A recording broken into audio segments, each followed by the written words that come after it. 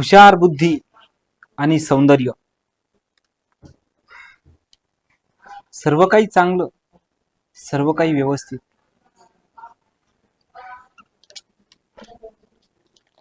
सर्व काही सुख हे लग्नाच्या आधी सर्व काही भेटत होतं. एका चित्रपटामध्ये, एकच नव्हे तर तेलुगूमध्ये चित्रपटामध्ये करिअर, त्यानंतर जसं की त्यांनी MBA शिक्षण घेतलं, पोस्ट ग्रॅज्युएट झालं, डिग्री झाली, त्यानंतर त्यांनी एका मार्केटिंग आणि कम्युनिकेशन कंपनीमध्ये जॉब पण करत होत्या. पण आता विषय असाच झाला, लग्न झालं आणि लग्न झाल्याच्या नंतर संपूर्ण आयुष्यच बदललं. तर ही घटना काय आहे सविस्तरपणे सांगणार आहोत. ही घटना अशी झालेली आहे नोएडा ते भोपाळ. लग्न झालं आणि लग्न झाल्याच्या नंतर नोएडावरून भोपाळला आली. भोपाळ हे सासरघर, नोएडा हे माहेरघर. सासू एक जज आणि पती हा सुद्धा काहीतरी चांगला उद्योजक, नोकरदार, नोकरीवाला. साऊथ मध्ये चांगली फिल्म काढणारी ही एक ऍक्ट्रेस, जिची आपण चर्चा आज करत आहोत आणि जी आज आपल्यात नाही. संपूर्णपणे आपण ही घटना तुमच्यापर्यंत सांगणार आहोत. स्टोरी अशी आहे, ट्विश जी ऍक्ट्रेस आहे, ट्विश जिला पुणे किताब म्हणून एक पारितोषिक पण मिळालं आहे आणि जिचं नाव लौकिक आहे, जिनं सौंदर्यासाठी पण एकच नंबर ठरलेली आहे, अशी ट्विश नावाची ती ऍक्ट्रेस. लग्न झालं, तिला कॉर्पोरेट जगतामध्ये म्हणजे कॉर्पोरेटमध्ये तिची एक वेगळी ओळख झाली होती. हुशार तरुण होती आणि यशस्वी, तिचं जे करिअर ते यशस्वी होतं. जो जीवनाचा जो टप्पा होता तो व्यवस्थित होता. सौंदर्य स्पर्धा तर मानाचा किताब मिळवला होता. पण आता हे सर्व काही लग्नाच्या अगोदर होतं. आता लग्नाच्या नंतर संपूर्ण आयुष्यच बदललं. स्टोरी अशी आहे, सगळीकडे प्रसिद्ध आणि सगळ्यात चर्चित असलेली ही स्टोरी आहे, जिचं नाव म्हणजे आज आपण बघतो एक ऍक्ट्रेस म्हणून आहे, द्विषा शर्मा. त्यांची आजची एक हृदयद्रावक कथा आहे. ही कथा अशी आहे, नोएडामध्ये MBA शिक्षण झालं, 33 वर्षीय, पदवीधर होत्या. त्यांनी मार्केटिंग आणि कम्युनिकेशन मध्ये एक चांगल्या क्षेत्रामध्ये उत्कृष्ट करिअर केलं होतं. आता त्या मिस पुणे किताबच्या मानकरी सुद्धा झाल्या होत्या. त्यांना एक योग प्रशिक्षक, विपश्यना साधक आणि मोठी स्वप्ने पाहणारी आत्मविश्वासू महिला असेही म्हणून त्यांची एक ओळख होती. डिसेंबर 2025 मध्ये त्यांचा विवाह समर्थ या एका व्यक्तीशी, समर्थ सिंग यांच्याशी झाला होता. सुरुवातीला सर्व काही ठीक होते. हळूहळू मग नंतर बदल होत गेला.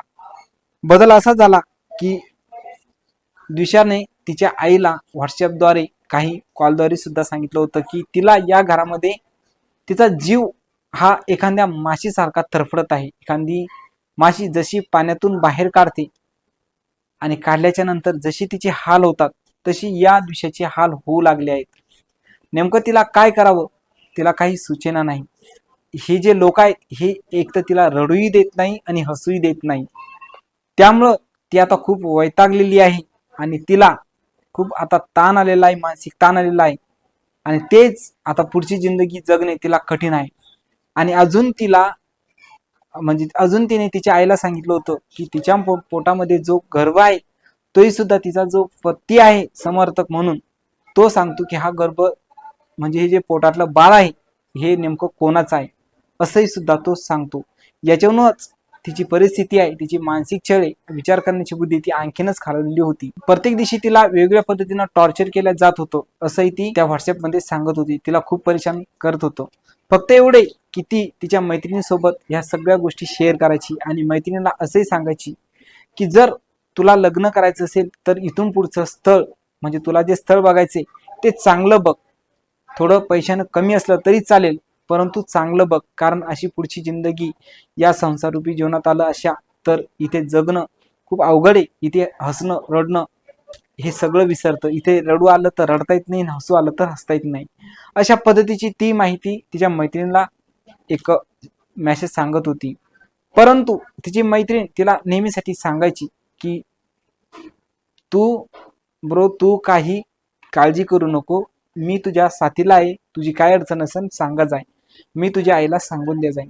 असं करता करता जी मैत्रिणी आहे त्या मैत्रिणीचं जे नातं होतं एकमेकाच्या गोष्टी शेअर करण्याच्या, तर त्या गोष्टीमुळे कदाचित या जी ऍक्ट्रेस आहे द्विषा, हिला पुढची जिंदगी आता कशी तरी जाईल, कसे तरी दिवस जातील आणि अजून चांगले दिवस येतील असं ती विचार करायची. परंतु तिला प्रत्येक दिवशी जास्त जास्त टॉर्चर होत होतं, जास्त जास्त मानसिक त्रास होत होता, तिचा शारीरिक छळ व्हायचा आणि त्यामुळं ती आता त्या जिंदगीमध्ये राहू शकत नव्हती. ती आईला सांगायचं आहे कोणत्याही परिस्थितीमध्ये तिला इथं ठेवू नका, तिला इथून घेऊन जा. अशा पद्धतीच्या घटना आतापर्यंत झालेली आहे. त्यानंतर बरोबर या अशा परिस्थितीमध्येच तिचे वर्क फ्रॉम होम हा एक जॉब सुरू होता, एक काम सुरू होतं, ते सुद्धा गेलं. आणि त्यातल्या पतीनं सुद्धा सांगितलं की हे तुझं जे बाळ आहे पोटातलं हे कोणाचं आहे असं म्हणून तो त्याच्या पत्नीला नेहमीसाठी रागवायचा, चिडायचा. बरोबर घटना झालेली 11 मे आणि 12 मेच्या दिवशी रात्री भोपाळमध्ये एक कटारा हिल्स आहे आणि त्या कटारा हिल्स परिसरातील सासरी द्विषा ही गळफास घेताना सीसीटीव्ही फुटेज मध्ये आढळून आली. सीसीटीव्ही फुटेज मध्ये असं आढळले, तुम्ही काही म्हणजे प्लॅटफॉर्मवर सुद्धा बघसाल, सीसीटीव्ही फुटेज मध्ये असे आढळून आले की द्विषा ही एका क्लाइंब चढते, म्हणजे पायरीने वर जाते आणि वर गेल्याच्या नंतर दुसऱ्या मजल्यावर जाते आणि जाते तिथे तिचा पती सुद्धा येतो आणि तिची जी सासू आहे ती सासू घरातून वर येते आणि त्या पायऱ्याच्या नजीकच एक रूम असते, त्या रूम मध्ये डायरेक्ट जाते, दोघांचं काय सुरू बघत नाही. त्यानंतर जी द्विषा आहे ती द्विषा आणि तिचा पती ते वर एका छोट्याशा भागामध्ये थांबलेले आहेत, जिथे फायरिंगची जागा असते, मोठी स्पेस, तिथे थांबतात. नंतर जी द्विषा आहे तर द्विषाला तिचा पती हा खाली घेऊन येतो आणि त्याच्यासोबत अजून एक व्यक्ती येतो, म्हणजे असे 2 व्यक्ती येतात आणि त्या दिवसाला खाली घेताना आणतात, सीपीआर, ते हे सर्व व्यक्ती तिला सीपीआर करतात. मग नंतर जी तिची सासू आहे ती सासू कार उघडते आणि वरच्या दिशेने बघते, लोक येत आहेत खाली 3 जण आणि ती खालचे म्हणजे खाली पायऱ्यातून खाली उतरताना दिसते सासूबाई. हे असं सीसीटीव्ही फुटेज मध्ये आहे.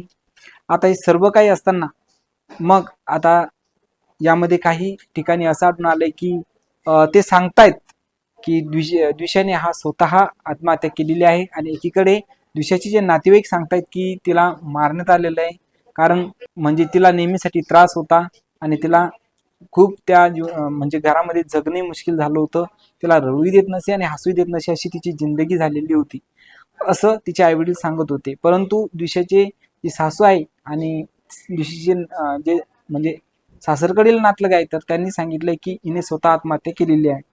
त्यावेळेस एक वेळेस सासू असं सांगते की ही एका ठिकाणी कुठेतरी 12 तासच्या वर गेली होती आणि हिला विचारलं तेव्हा द्विषाने काही उत्तर दिलं नाही असंही सासूनं सांगितलं होतं, असं काही ठिकाणी आढळून येतंय. ज्यावेळेस ही घटना घडली त्यावेळेस मात्र जी द्विषाची सासू आहे यांना अटकपूर्व जामीन मिळाली होती, कारण त्यांनी एका म्हणजे न्यायालयीन प्रकरणात चांगली सेवा केलेली आहे, सेवेचे काम केलेले आहे म्हणून त्यांना लवकरात लवकर जामीन मिळाला होता. आणि दुसरीकडे जो द्विषाचा पती आहे समर्थ यांनी सुद्धा जामीन दाखल केली होती, परंतु त्याचा जामीनचा जो दावा आहे अर्ज आहे तो फेटाळण्यात आला आणि तिथून तो फरारला. आजही पोलीस पथक त्याचा शोध घेत आहेत आणि त्याचा शोध घेणाऱ्यास आणि त्याची माहिती सांगणाऱ्यास जवळपास 10,000 रुपये बक्षीसही सुद्धा पोलिसांनी जाहीर केलेलं आहे. भावांनो ताईंनो, कितीही श्रीमंत घर असलं परंतु जिथे सुख नसलं किंवा कोणत्याही गोष्टी असल्या तर किती जगणं अवघड होतं. कधी कधी काय होतं की जगण्याची एक वेगळी सवय लागलेली असते